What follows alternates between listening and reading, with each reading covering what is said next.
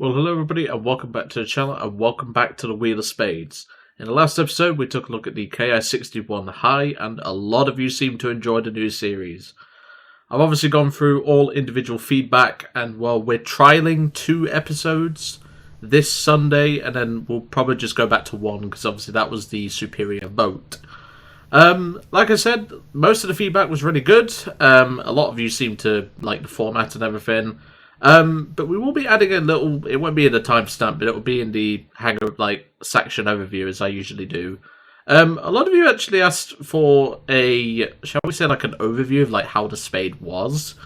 Obviously, with a lot of these vehicles, it was a long time ago, but I should be able to briefly remember most of it anyway.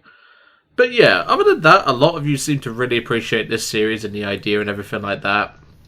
So, really thankful that you appreciated the series and everything like that.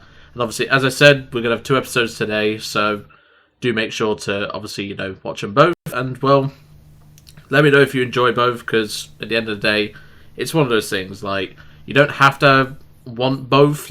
Obviously, the superior vote was 1, so just let me know once we've obviously gone through both episodes. So without further ado, as per normal, there will be the timestamps in the description, as well as the usual links with the TikTok, Discord, and Patreon. So, let's spin the wheel and see what we get. And hopefully we don't get something bad, because, well, yeah. But obviously I don't know what's going to come up, because obviously the letters are really small. La-5F. That is a plane I've not touched in a while. I've touched the FN recently, because that's a good plane. A lot of people seem to not like that plane, though. But the F is definitely one that I haven't flown in a while. So, as per usual, let's head over to the hangar, and let's have a quick look. Welcome back to the hangar. This is a very old plane. I've not flown the La-5F in donkeys, let's put it that way. So obviously this is like the other La-5, the 3.01 and obviously the 3.7 La-5FN. It's a very good plane. Obviously it's based on the Lag-3, and from memory serves, this was actually an alright Spade for me. Obviously I've never been the biggest fan of the La-5s, but I can at least respect them to the point where I'm yeah, these are good planes. And they are, the FN obviously has a few advantages over the F has a few advantages over the standard La-5, but these planes are really good, and like I said, from what I remember, the Spade of this thing was really fun. My only real tip is obviously, the cannons can be a little bit awkward to get used to, and you'll probably see me, maybe miss a couple of shots throughout the gameplay and stuff like that. But honestly, this thing, once you learn it, is one of the best Russian fighters. Now, I will say, I always describe an La-5 like a cross between a 109 and a 190. It's sort of in between. It's decently maneuverable. It'll outturn most German planes without breaking a sweat, but you won't be beating British and Japanese planes, so you'll have to boom and zoom them. The climb rate is pretty decent, obviously mid to low altitude, but obviously it does drop off as it goes up into 4 kilometers and above. And other than that, there's not really a lot that I can really give in terms of advice. Now, one thing I will say is what we're going to be doing now. Don't bother installing these stupid upgrades, the 8.5mm armor plate and the 10mm or the 75mm armor glass. All I will say is these just add extra weight, and well, I'm not being funny, right? 66mm, well, it's obviously been, changed and everything, but 55mm bulletproof glass, I think it's actually this rear one that actually gets changed. Yeah, it is. The rear armor plate changes to 10 mils, and this changes to 75mm. I'll be honest with you, it doesn't make that big of a difference, and I'd rather just save the weight. So if you are spading this plane, I would recommend uninstalling these. Obviously you have to unlock these to spade the damn thing, but, obviously the default rounds are pretty okay, they're not the best, but the one that I do recommend running right now anyway is the Tracer Belt. Obviously, the Tracers have gotten a huge buff as of late, and the ground target belt is also really good as well. Obviously, it is a rank 3 upgrade, so this is something to consider. And obviously, it only has cannons, so no machine guns or anything like that. Save the bombs still last. They are only 50kg bombs. They do drop separately, I believe, if memory serves. They may drop double. I don't remember. It's been a while since I've used the bombs on an LA5. But yeah, they're only 50kg, so I would recommend leaving that module till last. Focus on the engine modules, focus on the wings repair, things like that, and obviously go from there. So, I'm going to get us into a match, and we'll see you shortly. And welcome to the match. We're on a 4.3 match, and well, I've got this 335 looking at me at the minute.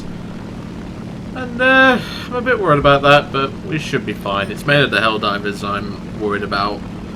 But honestly, it feels good to fly the LA-5s again. Like, this specific one, the La-5F, I've probably not touched this plane since about 2017, but like, it's one of those that, like, if you know how to fly the La-5FN, you probably know how to fly this. We're just down a bit on power compared to that. I think it's about 50 horsepower, something like that. But yeah, the large amount of Helldivers and B-7As is rather concerning, to say that. And also that guy in the P-63, but I'll let you figure out why I'm a bit concerned about him. Because he's about to do something to that I-185 over there. But honestly, it just feels good to be flying these planes, you know, like, as I said, I've not flown this plane for years. I've obviously flown the La-5FN recently, because one of the lads in the Discord said it was a bad plane, and I was like, are you having me on? Oh, that's a lot of planes. Yeah, I'm just going to turn around. I ain't dealing with that, that's for sure. But yeah, someone in my Discord was like, oh, the La-5FN is a bad plane, and I'm like, are you having me on? So I literally took it out and got 2 aces back to back and then sent it in the Discord, and I was like, yeah, you're wrong, please do fly this plane again. They didn't, because they're just as stubborn as me. Alright, let's go for this B7, see what we can do about him, because he is going to be a problem if I don't get rid of him now. And it's the Homare, so there we go. See, even I have to get used to the guns on this thing. It is one of those that, like, it does take time. You don't learn this thing's guns immediately. But honestly, it's not that big of a deal. Once you learn it, it's honestly not too difficult. Obviously, a lot of my team is down on the deck, because of course they are.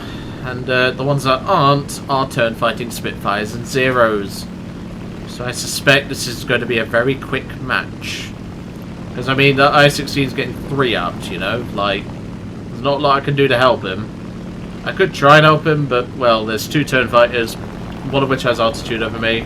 There's a 157 there, which I've just clocked. Yeah, we're not in a good position here. Also, the 157 is a really good plane now. That I will say, it's very good. Because it got, for those that don't know, it got an ammo buff recently. It's insane. Like, it got double the ammo it had before. Hello, Mr. Spitfire. Nope, get back here. Thank you. That's him gone, but his buddy's coming for me now. We should be able to outrun it, because it is a Mark... Is that a Mark 1 or a Mark 2? Looks like a Mark 2. I can outrun it, but, well... I can't really do a lot when I've got my entire team pretty much dead.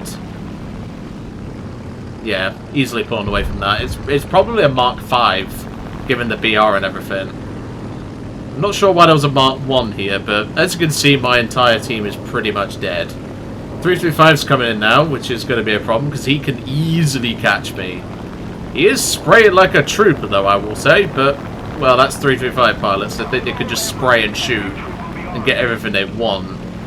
So I'm just going to try and keep my speed up here, because that's the best thing I can do. Not going to be able to get a shot on that 100.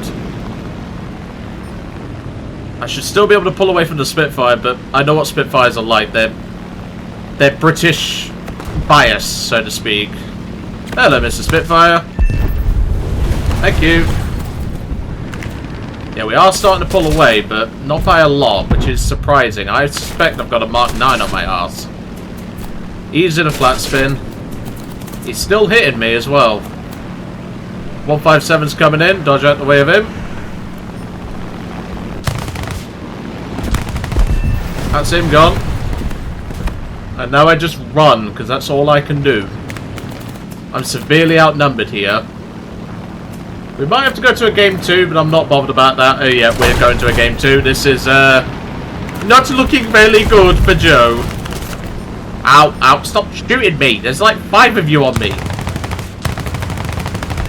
Thank you. Thank you. Come on, give me that kill. Ow, ow, ow, ow. Oh yeah, I'm so dead here. Can I take one more? Nope. I'm just disassembled. I tried my hardest, okay? I was outnumbered like 7-1. Oh, and there's a team kill going on. Hold on. Go back. I don't know if I'll be able to see it from this guy's perspective. Because that Kai 108 just got lit up then. But the Spitfire didn't even damage me all that much. Like, it's not his kill. Is there anyone left alive, or is it just these two? Yeah, it's just these two. Well, I did my best. I'll see you in game 2. Our victory is near. Welcome to the second match. And, well, we've already gotten a level 12, that PE2 player right there, being a Rommel in the chat, barking orders at the other bomber players. I'm sorry, but I don't have the patience to deal with Rommels. I don't get it, like, you're level 12. Like, I don't mean that in a disrespectful way, but you don't know as much as the other players do on this team. Like, come on, man. I don't know, but at least we've got a decent altitude advantage. We also seem to have a down tier, which is beneficial for me, because those Spitfires were rapid in that last game, which, you know. Alright, so we've got a J22. I'm going to compress before I get a shot on that, so we're just going to pull up a little bit. I'm not bothered about the G4M, my team seems to be, but, well, that's their choice, isn't it? My most priority target is going to be that MB157, because I know how good those 8-head players are. But my team is being swarmed, so I kind of need to just get the numbers down anyway. So, you're pretty much dead, so that's fine. Let's see if we can get the Fokker, because the Fokker's more dangerous than you might think. There goes him. Thank you. Whoa! Jesus! I thought I almost caught a freaking friendly in the prop then. Jeez. That was way too close. And yeah, as you can see, he's still going in the chat, like, barking and stuff like that. Is that Ozone guy? Well, that Zone guy? Like, I'm sorry, but if you're gonna, like, give people suggestions, you know, like, maybe learn a little thing or two about the game itself, you know, like, he was basically saying, like, to our players, like, oh, you should go here, you should do this, and I'm just like, don't be a Rommel. Oh, Firecrest incoming, I might have to break off for that. Okay, no, he's not going for me, I'm just gonna go for this J22.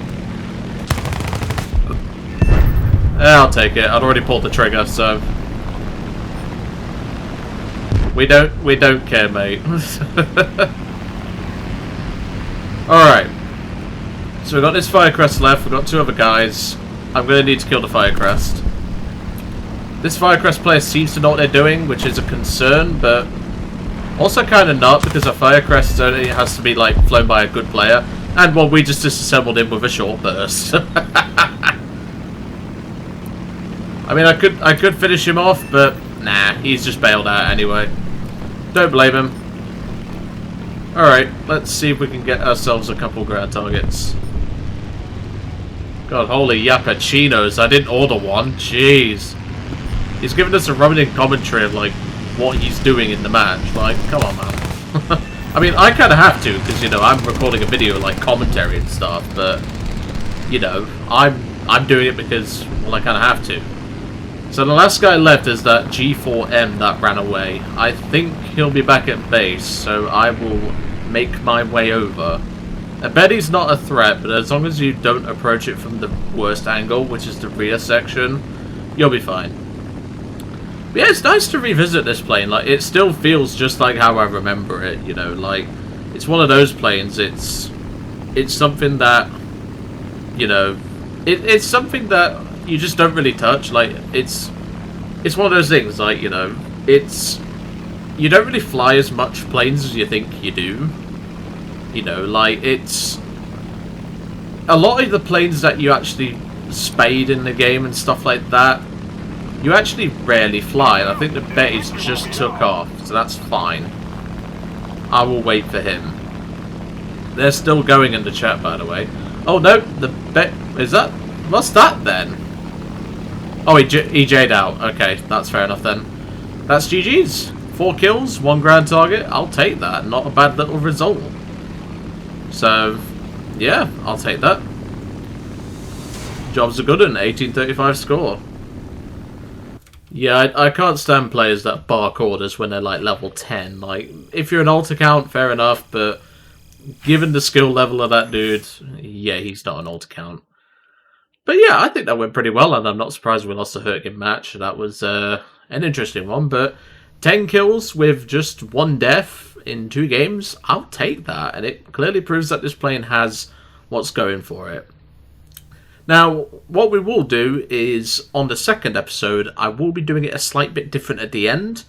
Just let me know if you obviously prefer this, but, well, what we do at the end of that one. But really hope you enjoyed seeing the La-5F. This is a really interesting plane to revisit, and, well, I'm kind of glad I did, because I do like these La-5s. And, well, as I keep saying to people, these are good planes. Don't call them bad just because you don't know how to fly them. They're very easy to fly. Like, you fly them a lot of the time like a US aircraft, I'll be honest. Yeah, these planes can dogfight a bit better than US, but you get my point. It's one of those that, like, as long as you know what you're doing, you can have a really good time with this plane. But anyway, I'm going to leave it all to it for today. I really hope you enjoyed the second episode of We Love Spades, and I'll see you next time.